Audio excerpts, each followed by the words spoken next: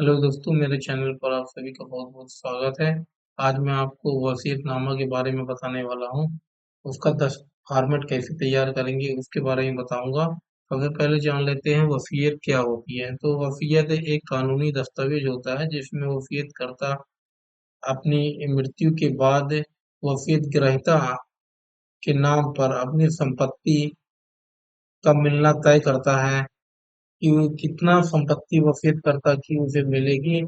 इसे अंतिम इच्छा या वसीयतनामा के नाम से भी जाना जाता है। वसीयतकर्ता की मृत्यु के बाद जिन लोगों को इस नाम से इस दस्तावेज में लिखा होता है, उन्हें कानूनी रूप से वो संपत्ति मिल जाती है। तो वसीयतकर्ता जो है एक दस्तावेज अपने जीवन काल में बनाता है जिससे जिसे वह जिस व्यक्ति को अपनी संपत्ति देना चाहता है उसके बारे में वो तथ्य लिखे होते हैं ताकि भविष्य में उस संपत्ति को लेकर कोई विवाद की स्थिति निर्मित ना हो। तो चलते फॉर्मेट की तरफ वसीयतनामा की। यहाँ पर आप वसीयतकर्ता का नाम लिख देंगे। यहाँ पर उम्र के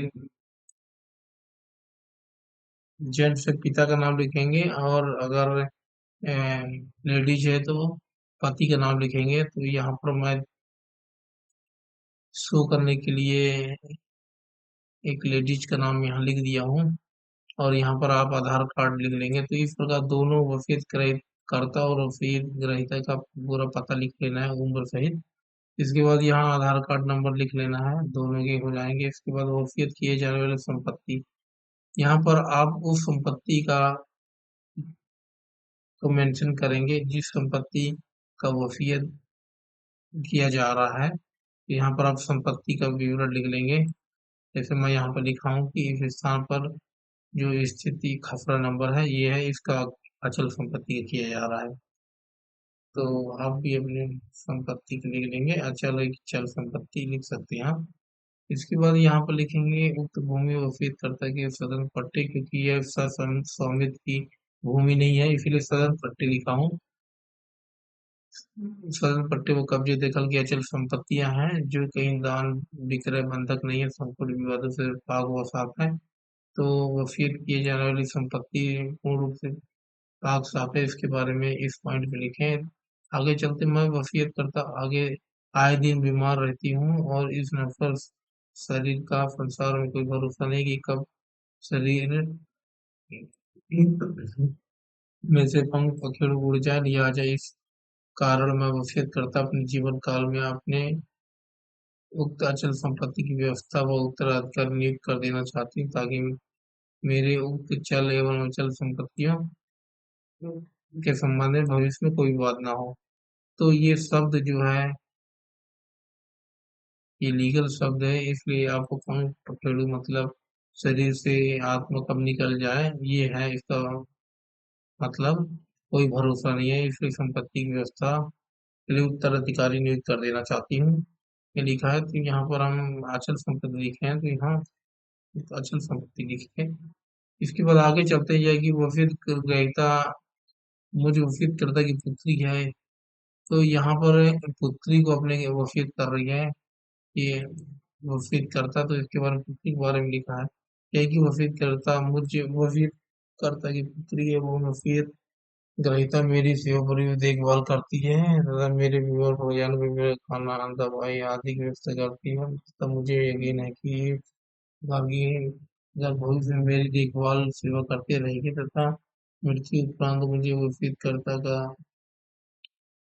का रीति रिवाज अनुसार अंतिम संस्कार आदि करेगी। ये लिखना है। इसके बाद यह लिखना है ये कि मैं वसीयत करता वसीयत ग्रहीता के सेवा भाव से प्रसन्न हूँ तथा उपरोक्त जमीन के बारे में लिख देंगे जो ऊपर आप लिखे हैं वसीयत की जाने वाली संपत्ति भूमि अचल संपत्ति जिसकी मैं एक मात्र स्वामी हूँ का अपने जीवन काल में स्वयं मालिक रहूंगा एवं मेरे मरणोपरांत वसीयत ग्रहीता को वसीयत दी जा रही से अचल संपत्ति के मालिक वसीयत ग्रहीता होगी। मेरे मरणोपरांत वसीयत में दी गई संपत्ति के संबंध यदि कोई अन्य क्रियान्य के द्वारा अधिकार जाहिर किया जाता है तो अमान्य माना जाए। ये पॉइंट आपको लिखना है। इसके बाद नीचे चलेंगे यह कि मैं उपरोक्त अचल संपत्ति के संबंध में वसीयत ग्रहीता को अपना वसीयती उत्तराधिकारी घोषित करती हूँ। मुझे वसीयतकर्ता के द्वारा आज दिनांक को निष्पादित पहली एवं अंतिम वसीयतनामा है। इसके पूर्व मैंने अपने उपरोक्त संपत्तियों के संबंध में कोई दान, वसीयत, विक्रय आदि से संबंधित दस्तावेज लेख नहीं कराया। जब तक मैं वसीयतकर्ता जीवित रहूंगी, तब तक उक्त वसीयतशुदा संपत्ति पर मेरा एकमात्र स्वतंत्र अधिकार होगा और उपरोक्त समस्त अचल संपत्तियों का उपभोग मैं वसीयतकर्ता अपनी इच्छा अनुसार सदर रूप से करूंगी। मेरी मृत्यु उपरांत मेरे द्वारा वसीयत दी जाने वाली उक्त अचल संपत्ति वसीयत ग्रहीता के पक्ष में नामांतरण कर दिया जाए। वसीयत शुदा समस्त संपत्ति सरकारी या गैर सरकारी ऋण भार से मुक्त है। आगे चलेंगे अब। यह कि मुझ वसीयतकर्ता द्वारा निष्पादित यह पहली एवं अंतिम वसीयतनामा है। यदि इसमें कोई पक्ष मेरा अधिकारी होने का दावा पेश करे तो उसे पूर्णतः फर्जी और अमान्य माना जाए।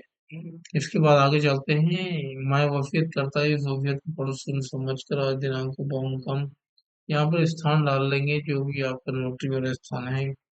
मैं अपने स्थिर बुद्धि स्वस्थ चित्त की अवस्था में बिना किसी बाह्य दबाव प्रलोभन के गवाहों की समझ अपने हस्ताक्षर अंकित कर दी हूँ। सनद रहे वक्त की जरूरत पर काम हो। इसके बाद यहाँ पर स्थान डालेंगे जहाँ पर आप नोटरी करा रहे हैं, दिनांक लिखेंगे और यहाँ वसीयतकर्ता और ग्रहीता के नाम होगा जो रेड कलर से दिख रहा है, यहाँ पर आप नाम लिखेंगे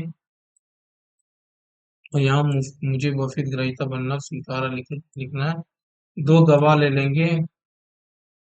गवाह बालिग होने चाहिए और स्वस्थ चित्त की अवस्था में होना चाहिए। ऐसा नहीं है कि पागल होना चाहिए, सोचने समझने में अक्षम हो तो उसको गवाह बना दे। इसके बाद आप वसीयतनामा तैयार होने के बाद इसको स्टाम्प पेपर में निकलवा कर और इसे नोटरी करा सकते हैं।